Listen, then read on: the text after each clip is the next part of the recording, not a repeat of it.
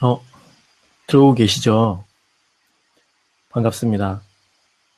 화면이 작으시다면 F5를 지금 눌러주세요. 왜냐하면 초반에 여러분들이 꼭 보셔야 되는 이미지가 있어요. 그렇기 때문에 어서 F5를 누르시고요. 그리고 후원하시려고 하는 분들 앱스토어에서 이모 앱을 받으신 다음에 로그인 하셔서 포인트가 있어요. 그 메뉴, 왼쪽 메뉴에. 그 메뉴 들어가시면 오른쪽 상단에 후원이라는 버튼이 있어요. 그리고 그거가 귀찮으시면 지금 보시는 창 밑에 쪽에 인포가 있을 거예요. 내려보시면 거기에 계좌번호가 나와요. 그쪽으로 보내시면 됩니다. 그리고 저는 이제 슬슬 시작해 볼게요. 웬디에게 사랑을 진행하는 토티월드고요. 본명 송현창입니다. 네, 노래를 자꾸 하라고 그러시는데 제 노래는 들을 수가 없는 수준이에요. 넘어가 볼게요. 어, 세상의 웬디는 물로 나뉘어요. 여러분 F를 안 누르셨다면 지금 화면을 누를 마지막 찬스입니다. 화면을 키워주세요. 웬디는 첫 번째로 레드벨벳 메인 보컬이에요. 그 웬디 SM 엔터테인먼트 밑에 있는 레드벨벳. 여러분들이 아실 만한 그룹 있죠? 그 소녀시대. 소녀시대 다음에 FX 정도 있고요. 그리고 레드벨벳입니다. 지금 레드벨벳이 메인으로 활동하고 있어요, 여러분. 그 중에서 메인 보컬인 친구고 인지도는 조금 떨어지지만 웃는 모습이 상당히 좋습니다. 네, 되게 밝은 친구예요. 네. 레드벨벳에는 5명밖에 없고요. 여러분은 아이린과 웬디, 슬기 정도만 아시면 됩니다. 물론 덕심이 커지시면 다른 친구들도 알 수 있어요. 그리고 제가 하고 있는 거는 소규모 게임 개발팀을 위한 오픈소스 웹서버를 만들고 있는데요. 이거에서의 이름이 웬디예요. 그 노드.js 익스프레스 쓰고요. 애저 웹앱이랑 SQL 데이터베이스 활용하도록 하고 있는데 이거는 강제사항은 아니고요. 여러분들이 그냥 이 세계에 진입한 서버 개발이라는 튜토리얼을 따라 하시다 보면 그냥 쓰게 되시는데 사실은 자기가 커버하실 수 있으면 개인적인 서버 밑으로 해도 돼요. 이거 왜 하냐면은 소규모 게임 개발팀이 직면한 현실이 조금 안타까워요. 왜냐면은 크랙된 APK가 유통되는 상황이 되면은 수익 자체를 다 털리시거나 혹은 광고 베이스로 하셔도 그 수익이 날아가는 경우가 있어요. 근데 제가 이걸 시작할 때는 사실은 소규모 게임 개발팀에 일하고 있었기 때문에 그때 느낀 노하우 같은 것들을 어떻게든 전달해 드리고 싶었어요. 그래서 하게 된 거고요. 그리고 그 전에 마그마킥이라는 서비스를 제가 먼저 그 전년도에 시작을 했었는데 그때는 제가 너무 많은 것들을 하려고 하다 보니까 대차기 실패를 해가지고 그걸 만회해보고자 다시 시작한 거예요. 그리고 마그마킥 서비스는 어떻게 됐냐면 클로즈 베타를 받아놓고 진행을 못했어요. 그래서 제가 느끼기로는 개인이 만드는 서비스를 가지고 쉽게 베타라는 말을 쓰면 안 될 것 같더라고요. 근데 사실 생각해보면 파이어베이스나 아이폰 엔진 같은 것들이 많이 있어요. 이미 인디사이즈에서 사용하겠다고 하면 무료로 지급해주는 것도 많은데 왜 하냐? 사실은 왜 만들었냐면은 만드는 법을 알려드리고 싶었어요. 대부분의 인디사이즈에 계신 분들이 어떻게 만드는지까지 가시는 데, 그러니까 서버 사이드가 어떻게 만들어지는 데까지 가시는지 공부를 하는 게 매우 어려워하시더라고요.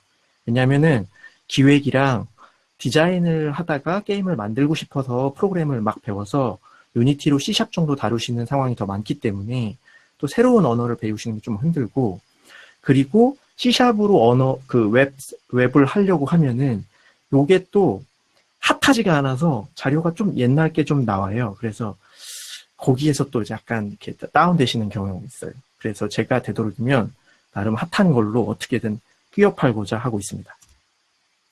왜 방법을 알아야 되냐면은 이건 게임이라서 그래요. 그러니까 일반적인 웹 서비스들은 약간 일반화할 수 있는데 게임은 게임 하나하나가 약간 특징이 다 있어가지고 자기만의 게임에 맞게 조금 변경할 필요가 있고요. 그리고 그 게임을 위에만 만들어줘야 되는 기능들이 있어요. 그리고 제가 만약에 제공하는 웬디만 가지고선 사용을 하시면 그것에 대한 한계가 분명히 존재합니다. 왜냐하면 내가 새로운 상품을, 획기적인 상품을 기획했는데 그걸 파는 것 자체가 불가능할 수 있거든요. 그리고 이 프로젝트는 2016년 12월 말부터 시작했어요.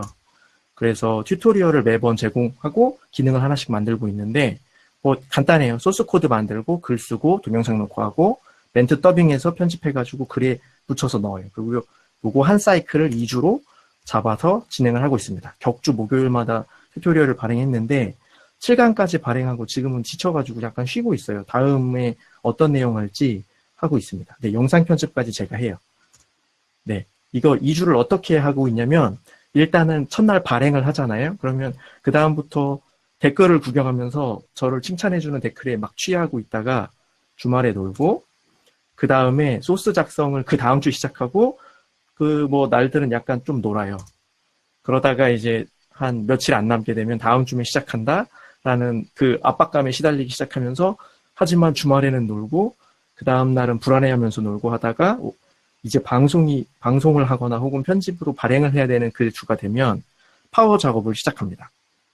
네, 파워 작업을 시작해가지고 엄청 막 달려가지고 막 했는데 이때는 막 새벽에 새벽 4시에 알람이 없어도 눈이 자동으로 떠져요. 왜냐면 그 압박감이 계속 밀려와가지고 그리고 영상 편집해서 어찌어찌 발행을 하면은 마지막에 발행한 날 페이스북, 트위터, 이모나 클리앙 제가 활동하고 있는 레벨제로 같은 카페에 계속 홍보를 해요.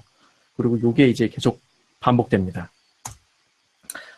이건 이제 내용은 다 끝났고 이제 제가 프로젝트 관리하면서 느낀 팁들을 간단하게 설명을 드리면 먼저 개인 프로젝트는 혼자 해도 모르는 게 반드시 생겨요. 그러니까 반드시 어떤 형태로든 기록을 남겨야 돼요. 내가 한 기획도 없어져요. 그리고 코드에 투두를 달다거나 혹은 생각나면 휴대전화에 메모라도 남기시고요. 저는 그 타로님이 그 약을 팔아 주셔가지고 옴니포커스 잘 쓰고 있어요. 좋더라고요. 그리고 개인 프로젝트 관리하시면 데드라인 반드시 있어야 됩니다. 그래서 일정 주기 저는 한 달을 추천드리고요. 그리고 망하거나 안 망해도 반드시 블로그 같은 데다 글을 쓰시면 그게 좀 도움이 돼요. 그리고 작은 성공을 여러 번 하시는 게 좋아요. 제가 지난번 프로젝트에서 대차게 망한 이유가 일주일 동안 매일 새벽에 일어나려고 했기 때문인데 지금은 그걸 낮췄어요. 일주일에 한두 번만 새벽에 일어나도 나 스스로 만족할 수 있게 목표를 낮게 잡았어요. 그렇게 하는 게 오히려 더 중요합니다. 그리고 홍보는 되도록이면 출근 시간이랑 점심시간을 노려주세요. 대부분은 그러니까 스낵 콘텐츠를 홍보하는 시간이 사실 그때예요. 그래서 좋아요 하나를 더 받으면 다른 사람의 타임라인에 계속 들어가거든요. 그래서 계획적으로 8시에서 9시 사이에 글을 밀어 넣을 수 있어야 돼요. 홍보를 밀어 넣어서 다른 사람이 좋아요를 어떻게든 하나라도 더 받을 수 있게 하는 게 좋고요. 그리고 가능하면 온오프라인 행사를 진행해 보시면 좀 좋은 게 사이클이 약간 반복되다 보면 지루해져요. 그때 이런 행사 같은 것만 하면 이렇게 힘을 받을 수가 있더라고요. 그래서 저는 되게 좋았어요. 다만 온라인 행사는 대차게 망할 수도 있어요. 그리고 이거 제가 동영상 튜토리얼 만들면서 제작하면서 느꼈던 팁들 잠깐 알려드릴게요. 먼저 동영상 튜토리얼 하실 거면 아주 간단하게 나 혼자만 알아보더라도 스토리보드나 글을 반드시 준비하셔야 돼요. 왜냐하면 어디로 편집할지 모르면 편집을 하다가 다시 편집을 뒤집는 일이 너무 많이 생겨요. 그래서 스토리보드가 뭐 대단한 게 아니어도 아주 간단하게라도 준비를 하시는 게 좋고요. 그리고 라이브에서 에러가 꼭 나요. 그러니까 녹화 전에는 반드시 한 번 정도는 문제가 없는지 체크를 한번 해보시는 게 좋으나 저도 사실은 이건 잘 안 되더라고요. 하지만 되도록이면 하려고 하고 있어요. 그리고 영상 편집은 어도비에 사실 프리미어랑 애프터 이펙트 조합을 맨 처음에 썼는데 이게 좋긴 한데 제가 사용했을 때는 뭐가 답답했냐면 애프터 이펙트에서 그 로어 서드 같은 거 만들어서 글자를 바꾸려면 에펙에 넘어가서 글자를 바꿔서 렌더링 뜬 걸 프리미어로 다시 넣었어야 돼요.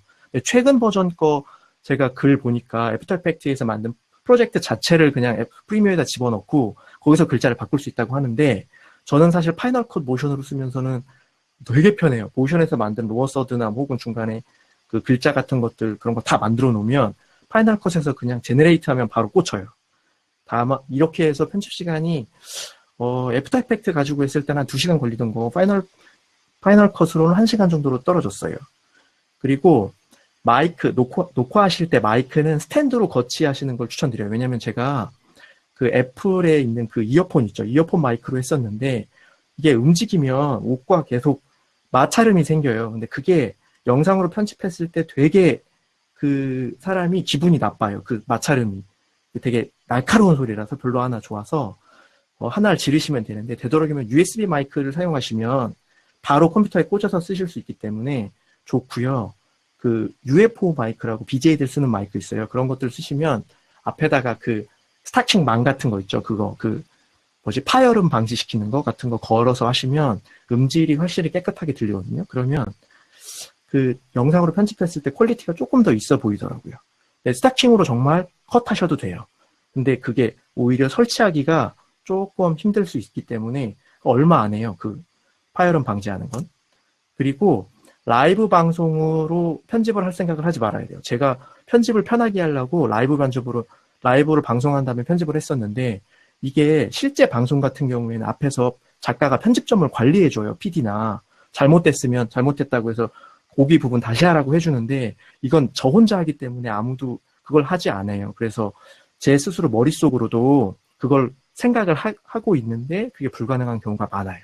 그리고 영상이랑 소리 싱크가 미묘하게 다른데 편집할 때 이거를 맞추는 게 계속 여러 군데를 계속 썰기 때문에 그게 되게 귀찮을 수 있거든요. 그러니까 되도록이면 제가 느끼기에는 라이브 방송이고 그 다음에 편집해서 올릴 영상은 그거대로 다시 하셔야 돼요.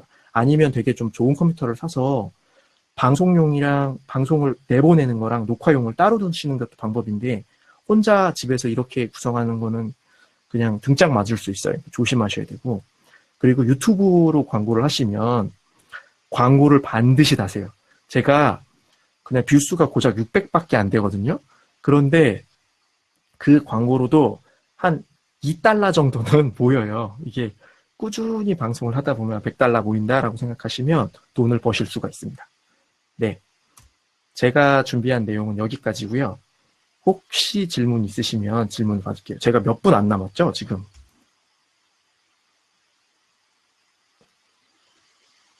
네, 3분 남았네요. 네, 혹시 질문 있으시면 질문을 받겠습니다. 제가 잠깐 이쪽으로 채팅창을 빼볼게요. 네, 15분짜리 세션이에요. 제가 이거 내용을 너무 짧게 준비해서 금방 끝날 뻔했는데 나중에 팁을 좀 집어넣어가지고 시간을 끌었어요. 광고는 일정 뷰 수준이 안 되면은 뷰를 못 달지 않아요. 그냥 무조건 달 수 있어요. 저같이 정말 뷰수가 안 나오는 사람도 광고 달 수 있습니다. 여유로운 발표는 여러분 유튜브 라이브를 한 번 정도 해보세요. 그거 한두 번 하면요. 되게 좋아져요.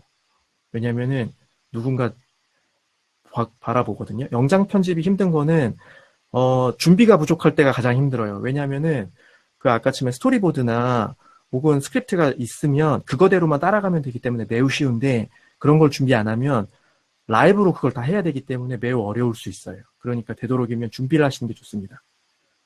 멘탈 관리는 저는 사실은 멘탈이 잘 안 터지는 타입이에요. 왜냐면은 남한테 신경 안 써요. 제 옆에서 싸움이 일어나도 저 그냥 지나가요. 스토리보드 샘플이 없어요. 왜냐면 저는 글을 쓰기 때문에 제 글 자체를 그냥 보면서 쫓아가거든요. 그래서 저는 따로 스토리보드를 그리진 않습니다. 대신에 글을 써요. 그리고 약간 맨 처음엔 저도 무식하게 글을 썼는데 요즘에는 아웃라인부터 잡고 세부 내용 잡는 스타일로 바꿨어요. 그러니까 조금 더 편하더라고요. 그렇게 쓰시는 게 훨씬 좋을 것 같아요. 아웃라인 대단하지 않고 그냥 마크다운으로 그냥 두두두둑 쓰시면 됩니다. 마크다운 아니시면 그냥 편하신 방법대로 손으로 이렇게 뭐 노트에다 해주셔도 되고요. 저 글을 못 써요. 글쓰기 팁은 이모님한테 받으세요. 이모님이 글을 정말 잘 쓰세요. 모르긴 뭘 몰라요. 저희 CTO님도 인정하셨어요. 우리 이모님 정말 글 잘 쓰십니다. 정말 못하는 게 뭐냐고 막 회사에서 칭찬이 엄청나요.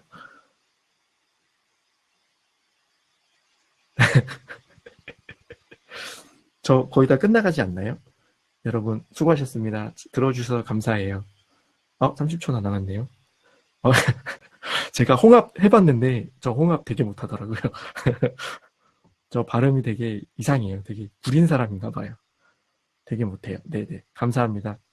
보통 새벽 4시에 일어나는 걸 목표로 하고 있어요. 왜냐면 아이를 준비하려면 6시부터 혹은 6시 반부터 준비해야 되기 때문에 4시 정도엔 일어나야 돼요. 그래서 4시에 일어나시려면 추천하는 건 10시쯤 주무시는 걸 추천드립니다. 수고하셨어요. 다음 방송에서 봬요. 저도 다음 방송으로 넘어갈게요.